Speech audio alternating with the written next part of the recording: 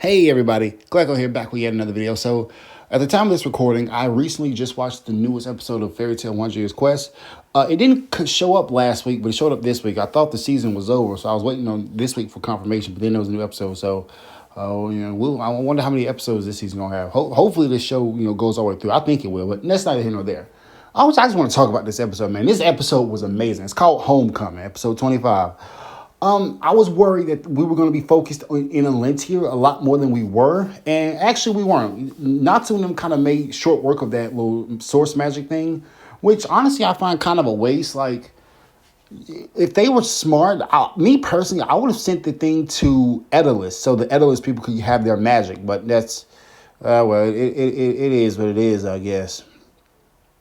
Yeah, that's not even right. But they go back to fair, Earthland eventually, reconcile with the rest of the guild, and then we go to Diablos, George, and Kyria, and all the Diablos Dragon Slayers, with the exception of the Nebula, the other, the gum guy.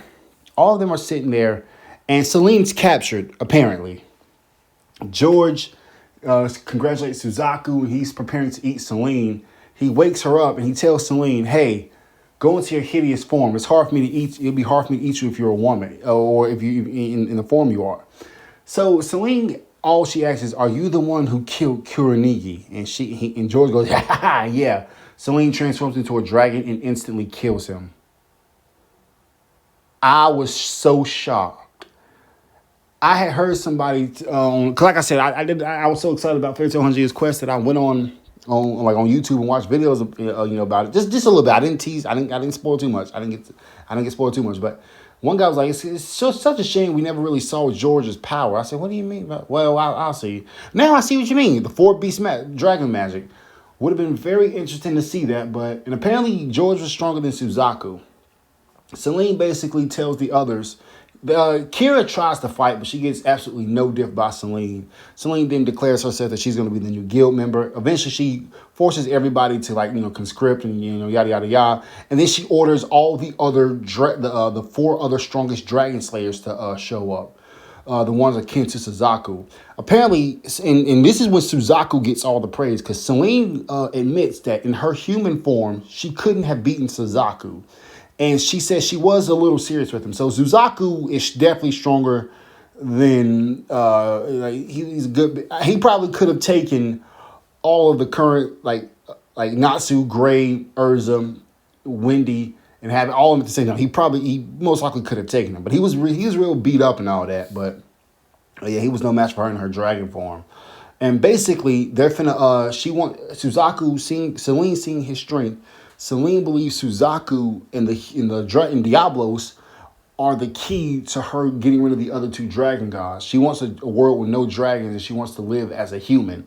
So it's pretty interesting there. And she basically sends them after Elesifere, or whatever, however you say his name. And what's crazy is Natsu and them are heading to Elesifere now. And this is good, because this is interesting, let me rephrase.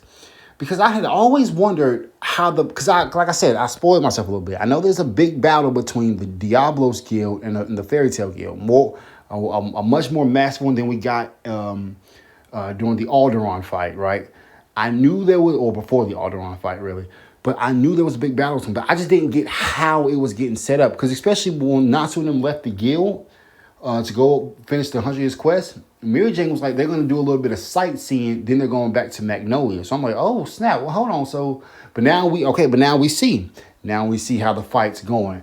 I can't wait to see Dogma. I can't wait to see, because apparently Selene and Igni are going to throw down and have a little fight. It's just, it's good. This episode was good. I have no complaints about it. I have absolutely no complaints. Well, I'm not. It's not going to be a complaint, but I feel like the magic entity thing again, guys. I'm sorry, I forgot his name. I've been so busy making YouTube videos, watching some anime. As you know, the new Solo Leveling just dropped, so I'm excited for that. But anyway, so I don't remember the thing name, but I mean, it got no diff. like pretty easily by not to in the gang. So it was like, oh well, that was a waste. One thing I found interesting was it basically boosted, it basically filled their magic to such a degree that they couldn't, like, Natsu and them couldn't use magic for a bit, and they didn't know what was going on. But Wendy, Irene talked to Wendy and told her about what was happening. So it's like, huh? I wonder how powerful, like, I want one of my goals is to be able to buy the entire Fairy Tale series, and then eventually Fairy Tale's 100 Years Quest once it ends. I want to buy the entire series, and I want to go through, and I want to get a good gauge of how strong the Spriggan 12 are, because their power kind of confuses me. Namely, well, all of them really, but namely, uh, Irene and August, because like, yeah, I'm rambling. I'm sorry. I'm sorry, but yeah. I was shocked. Let me get back on topic. I was shocked by Suzaku's level of power. I knew he was strong because he's one of the plane, and I'm gonna butcher this name so bad. I believe the Dark Dragon Knights. That's the name of the four strongest members of Diablos, right? I knew he was one of the strongest, but I didn't think he was the I didn't think he was as strong like as he was. I thought he was the weakest of the strongest, but no, again, I saw somebody talking about Suzaku potentially being the strongest, and I'm kind of now throwing my weight around for that.